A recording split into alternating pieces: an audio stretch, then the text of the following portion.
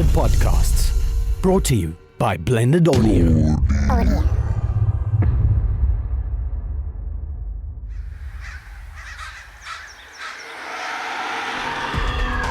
Exploring the unexplained, breaking down barriers, putting the macabre under the microscope, dissecting the disturbing, seeking out the sinister, bringing you the jinkies and the jump scares. Hey guys, and welcome back to Freaky Fridays with your hosts, Devin and Megan. Welcome back. We've got a really cool episode lined up today. I feel like I always say that, but I truly believe that all of our episodes are really cool. As do I. We wouldn't talk about it if we didn't find it interesting. Yeah, no, for sure. I mean, I feel like every time we have to research a topic that I'm not super familiar with, I'm so blown away by how interesting it is. Exactly. And this week we have a particularly interesting topic about our own personal bodyguards and celestial servants called our guardian angels. Yeah. So most people go through life believing, and this is both people who are really religious and not, that they have a personal bodyguard always with them, called a guardian angel. And these bodyguards basically protect you from danger, they ward off assailants, and just generally keep you safe in all situations. Don't know about you, but I have actually had that thought before. It's not something I'll continually think about, but it has been a massive comfort in my life just to have that thought that there might be a guardian angel coming along with me, keeping an eye out. Yeah, no, for sure. I mean, I definitely believe that there's someone or multiple things, for lack of a better term, watching over me. But I've never really subscribed to the whole belief of like angels. I've more thought of maybe family members who've passed on, watching over me and guiding me throughout my life. Yeah, I don't know, it's weird. I think do you actually tap into the belief that there's maybe little celestial beings looking out after people all over? And then when I think about loved ones or relatives who have passed away, even my pets, I just think of them as like an extra barrier even of just protection looking over you. And yeah, no, I don't know, I'm sort of on the fence with the whole celestial angel thing. I mean, I believe there's so much more out there than we think or that we know about, so by all means there could be, but for me personally, I've always more, thought of it as people I've known or people who have cared about me that have passed on. I feel like they're the ones looking after me and guiding me. Not alone in that. There's a lot of people out there who think that's what a guardian angel is exactly. It's those who we've lost, but they're now keeping an eye after you. I think also for me it's because the signs, in inverted commas, that I've received seem to always link up to someone I've loved that's passed away. And I think that's probably what drives that home for me. Yeah, it does sound like it. Yeah. Yeah, I think mainly my whole belief is it's just such a big comfort just having that thought that there is someone or something there. Because there are definitely times where it helps, it makes me stronger, it gets me through certain situations. Yeah, 100%. I mean, I've had personal experiences where I've been going through a tough time or have been feeling unsafe or whatever, and I get a little sign or a little message that actually comforts me and helps me through that.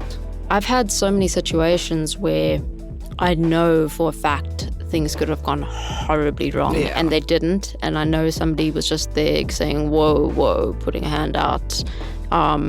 There've been like a few times where it'll stick with me afterwards. I was like, that should have happened. Why didn't that happen? I was so lucky. But it is, like you said, it's very comforting to have that sort of thing happen. I mean, scary because you're like, this could have gone 100 times worse, but comforting to know that it didn't, because maybe you've got someone watching over you. Exactly that. Yeah. So all over the world, people have a belief that they have been appointed a specific guardian angel to watch over them, or in your case, it's all the people you've known and lost. The Bible, I believe, never uses the term guardian angel actually, but it does refer to them so many times throughout it. And I know across all faiths across the world, each have their own version of guardian angels. Yeah, I know when I was researching, it said that the concept of guardian angels is non-denominational. Exactly. Yeah. And these angels are supposedly celestial messengers that move at the speed of light. Some people say at the speed of thought. I don't know if that's different,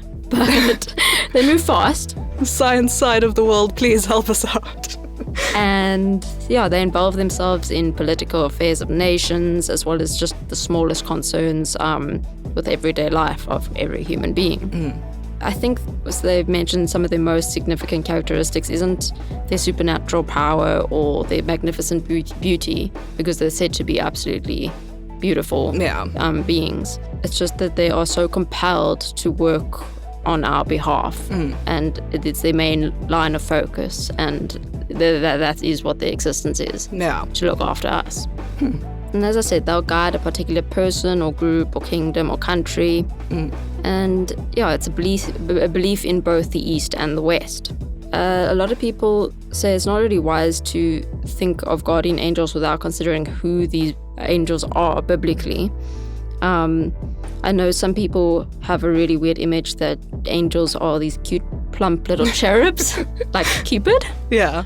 A lot of times in biblical paintings and that, it's these beautiful women with these wonderful wings, and then I think also there's also cases where guardian angels or just angels are portrayed as these really strong men, almost like warriors. Exactly, warriors, exactly that. So I think each person has their own outlook on what your angel looks like. I don't know, I feel like I'm getting into a whole nother topic here, but I feel like the concept of things like angels and stuff, attributing them to have human-like features is sort of something we've just been trained to do because, that's how our brains work. We want to know what they look like, so we make them human. But I think there's so much more than that. I think so as well. And as it's mentioned, angels aren't, like you said, they're not human. They are spiritual beings. They don't have an actual form. Yeah.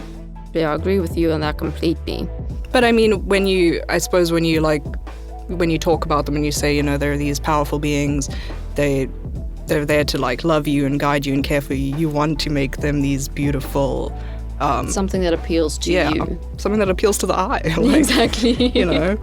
But weirdly enough, I actually I had a friend who is very into the whole guardian angel thing. And like I said, I've always believed that it's more my loved ones looking after me and keeping an eye out. But he had this angel that he knew that his name was Michael. I don't know if he specifically thought it was the Archangel Michael, but he always referred to this guardian angel as Michael. And if he was going through a tough time, he would be like, I need to speak to my angel. I was like, okay, interested. So he would, while going through a tough time, go away, speak to his angel, be like, this is what I need your guidance, blah, blah, blah. And I'd witness things going right for him. That's incredible. But I'll never forget the first time he actually mentioned it to me. He had absolutely no money, and it was middle of the month sort of thing. And he said I need money to get to a job interview or whatever it was.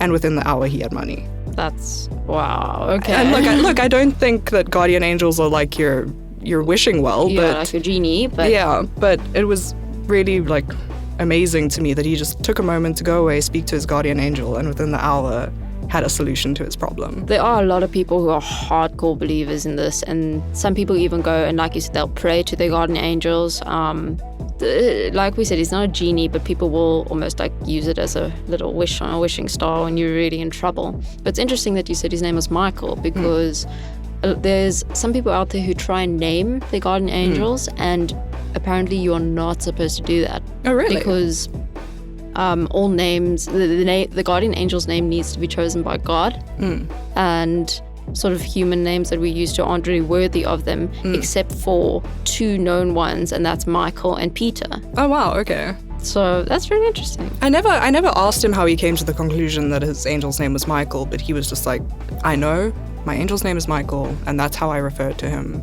So there are some people who try and find out what their angels' names are, and they say it'll just come to them, whether in their daily life or in their minds, and suddenly a name just comes to them, and they just think that is what their guardian angel is called. So maybe it was something like that. I don't know, now that you've said you're not supposed to name your guardian angel, even if I feel if something came to me, I'd be like, maybe we don't use that, just in case I'm just coming up with names and I'm not supposed to. Exactly. So yeah, there's a lot of beliefs around the whole guardian angel concept. One of them being that they are with us from the very beginning of life. From the very moment you are born, then one is appointed to you. And other people believe that it's that from the very moment of the union of the soul and body. So that means that a woman during pregnancy will actually have 2 guardian angels with her, one for her and one for the baby. And then, there's other beliefs that when we die, we do not become guardian angels. I think some people do believe that. Others believe, it's guardian angels and humans are 2 separate species, and it doesn't happen. I think a lot of times people mistake things like angels and spirits to be the same thing. I think so. And actually, there's a whole lot of signs of guardian angels, which we'll get to later, where it's exactly things we've spoken about in the past with our ghost stories. Yeah, I noticed that as well. I was actually going to mention that. I'm glad you did. But as I said, some people will believe maybe it is once we've passed on, we might become angels to go and watch over those we've left behind. Others believe that angels were all created at once, right in the beginning of time. I think this would obviously be the more religious believers. But in the beginning of Genesis in the Bible, when God created light, some take it that means he created the angels. But a lot of people believe that guardian angels will communicate to us through thoughts, images in your mind, or just feelings that you will suddenly start feeling. And on rare occasions, even words. Yeah, no, I've got like a whole list of apparently signs that you can look out for if you're wanting to communicate with your guardian angel, I suppose. Yeah. And I know the first one and the one that came up the most was white feathers. And I think that probably sort of also goes hand in hand with imagining that angels have these big white wings and, that sort of thing. But they say that finding a white feather like in a random place, like in your wallet or something, is a sign from your guardian angel that they're encouraging you or reassuring you of something. That they're there. I had that exact same find, and they said it'd always come like out of nowhere. It'll be such a random thing. Yeah. No, I've definitely, for me, I do look at feathers as a sign. Because I've had, moments where I'm just sitting quietly by myself or whatever, with my window open, and a feather will just sort of drift in. And it's too random. Yeah. I've had 1 or 2 of those as well. Yeah, so I think I subscribe to that. I believe in that. An interesting one that I found was coins. I didn't find that one. What is that? Yeah, so they say if you find a random coin while you're out walking or you find it in a random place, you need to see if that coin has personal meaning to you. Oh, it's kind of like find a penny, pick it up all the day, you'll have good luck. And weirdly enough, like, I've always heard that saying, find a penny, but a lot of times it's like a little 5-cent coin and you're like, whatever, I don't need that. But I remember finding a dime on the pavement somewhere. I think I was in Claremont. Africa. Yeah, and it was completely scratched up. And I mean, in my research, it says that if you do find one of these coins or whatever, try to remember what you were feeling or thinking. Does it have unique markings? Does it, does the year on the coin mean something to you or the type of metal? I don't remember any of that. I just remember picking it up and being like, this is really weird and really random. We don't have those here. Exactly, and it was all scuffed up and had like a lot of character, and it's been in my wallet ever since. Oh, that's cool. You kept it. Yeah, I was like, great. Good luck charm or whatever. Yeah, I would keep that as one for sure. Yeah, I've had it for like 5 years now, but I need to maybe look at the date and stuff on it, see if it has any significance. Yeah, maybe at the time it wasn't right for you to find any significance, but now it is. So I'm gonna go have a look at that. Another one, and this sort of goes into what you were saying earlier about, occurrences that we've spoken about within the paranormal realm, and that's flashes and glints of light. Apparently signify that your angel is near you and is around you. I can see that. I think I've had that. Yeah. No, I have too. But then again, like, I've always put it down to just a paranormal experience. I don't know. Maybe I've actually acknowledged that it might be something. I just normally see it, and I don't feel scared of. Those were like comforting kind of flashes. Yeah, no, not at all. I mean, a lot of paranormal experiences that I have, you get a feeling from them. And I've always thought of like, light anomalies and stuff like that. So if I see this flash of light, I'm like, oh, someone's here. To go hand in hand with that, one of the signs I found was strange colored orbs. Oh, really? Okay, I didn't come across that. Which also, like you said, goes hand in hand with the things we've discussed about just paranormal signs. But apparently, and this does sort of lead into yours, bright light and strange colored orbs where you think your eyes are playing tricks on you, but those are said to be vehicles for the angels. Oh, okay. And some people will see them in photographs. I think in that case, I've always just put it down to paranormal something or other. Though I have read some very interesting things about the colors of orbs having different meanings or representing different kinds of spirits. Oh, I didn't know that. Like if they're lighter in color, it's obviously a good spirit. If it's darker or like red, then it's a negative spirit. Yeah, that makes sense. Oh. Another one I've got is if you suddenly notice a sweet smell. Yeah, no, I've also got that one.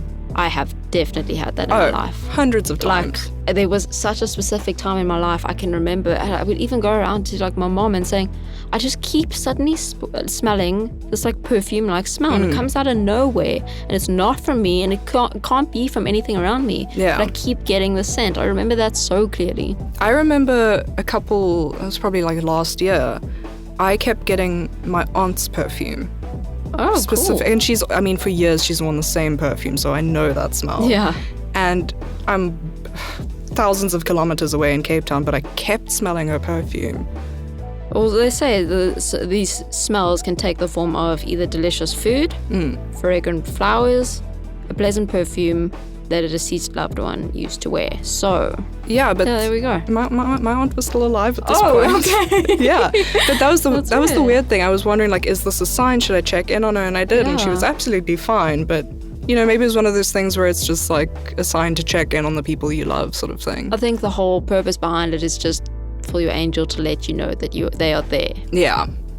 No, well, I mean, also, like, I don't think it always needs to be a sign of people who have passed on, like with perfume and stuff. I think it's maybe just somebody you love. Yeah, checking in with that person, even if there's nothing wrong with them, it maybe makes them feel a bit better, or it brightens their day, or probably a smell that's just gonna invoke a good reaction out of you, something that you're gonna find pleasant and comforting. Oh yeah, for sure. Didn't think of it that way, but that's actually really true. Another one I found was just like direct messages, and they say you can like see things on billboards or oh yeah, I saw that as well, where just like coincidences or just something in your everyday life will stick out to you, and or like the repetition of a text or something. Yes. And I had an experience with that quite recently, a couple months ago. For a couple of weeks, I just kept seeing things out the corner of my eye, just flashes, all that sort of thing. And it was one Saturday, I was driving into a parking lot at a mall, and I saw this thing out the corner of my eye. So very unlike me and out of character, I started speaking out loud, and I said, if there's someone that wants to send me a message or wants to say something to me, then please, like, I'm listening, I'm open. And as I rounded the corner in this parking lot, there was this huge billboard in front of me that had the letters SB under a microscope. And SB are my father and my grandmother's initials. Oh, that's actually beautiful. Yeah, so I took it as sort of like a little sign. That they're sending a message to you. Yeah, just saying like, hey, we're here, we're looking out for you. It's really touching, actually. Yeah, and the thing is, like, I feel like my dad and my grandmother are my guardian angels. Yeah. Oh, that's lovely, actually. Another one I've seen is some people will see angels in the clouds. Yeah, I also saw that when I was researching. I think everyone as a kid here and there will have moments where you'll be lying on your back trying to make shapes out of the clouds. It's always like something random, like a dinosaur. Exactly, or a dragon, exactly. I've seen many a dragon in my day in the clouds. Weird sharks. And some of the shapes that people say are messages from angels are all these pleasing shapes like hearts, or symbols that are just particularly important or meaningful to you. I read that it's actually like almost like guardian angels' favorite way or easiest way to communicate. Oh, really? And that they don't only use clouds, but they'll use things like bath foam or shadows and stuff. Yeah. I've seen shapes in all kinds of things, bath foam actually even. But I think one of the most incredible things I've ever seen, I was driving back from varsity the one day, and it was quite late in the day. The sun was starting to set behind the mountain, because we live by the beautiful Table Mountain. Oh, yeah. And there was like one or two scattered clouds in the sky, and you know how they'll catch some color just as the sun goes down. And it wasn't even a stretch of my imagination. There was no doubt about it. I still have the picture of it. There was an angel shape there. It was like this really sort of tall human figure shape with wings behind it. What? And there was no other clouds around it, but like there's no denying it. And that picture circulated so much on social media around that time. Oh my word. But it was absolutely incredible to see. There's no denying what that is. I need to see this picture. I'll show you something. Because when I was reading up on it, I was like, yeah, okay, maybe hearts and stuff. But they also said, like, specifically you'll get angels. Yeah. And I'm like, that seems a bit elaborate. But No, I've seen that, and it was like a moment where you just... that is so you're in incredible. awe. I need to see this picture now. But yeah, I'm just trying to look through my notes here and see what else. Another one that sort of, goes in with the paranormal is they say you get like a tingling sensation and a drop in temperature. Yes, I've heard that as well. Also works hand in hand with paranormal. Yeah. And I guess that's really difficult to suddenly tell. Though the one difference that I notice is that usually when you're having a paranormal experience, it's a drop that's like cold in temperature and you'll get goosebumps and stuff. But they say with guardian angels, it's usually a rise in temperature that'll make you feel warm, like maybe if you're meditating or something. I've heard that it can feel warm, almost like your angel's giving you a hug. I mean, when I've been researching just the paranormal in the past, they say that spirits and entities can manipulate the temperature either way, and that a warm temperature or a rise in temperature is usually a good spirit. Oh, I've never heard that actually. I mean, I don't know how much truth is in that, because I think even good spirits can lower temperature, but I don't know, it's just what I read. Just passing on the information. Well, like you said with the tingling, I know some people will feel a tingling in the crown of their head and take that as a sign. Yeah. And then muffled voices, I know, is another sign. Oh, I didn't come across that. That's really interesting. Some people it'll be like you'll hear a sound, not quite sure where it's come from, or not really distinct enough for you to actually make anything out. But some people say that's your guardian angel attempting to try and speak with you. That sort of connects to one that I have, which is a ringing in your ears. Oh, I didn't come across that. And they say that when you get the ringing, I'm guessing it sort of goes hand in hand with what you're talking about, is that it means that your angels are trying to communicate information that you aren't ready to hear or to put into practice. And they call it almost like angelic download. So, yeah. So it takes its time until you're ready. That's quite cool. Yeah, it's putting the information there for you to go back to when you are ready to move forward with that information. Yeah, that's really cool. That is one thing that I came across about guardian angels, is that their intellect is so different from ours. Our mindset is based around logic, where we will think, okay, I'm human. Okay, I'll take an example of probably a believer.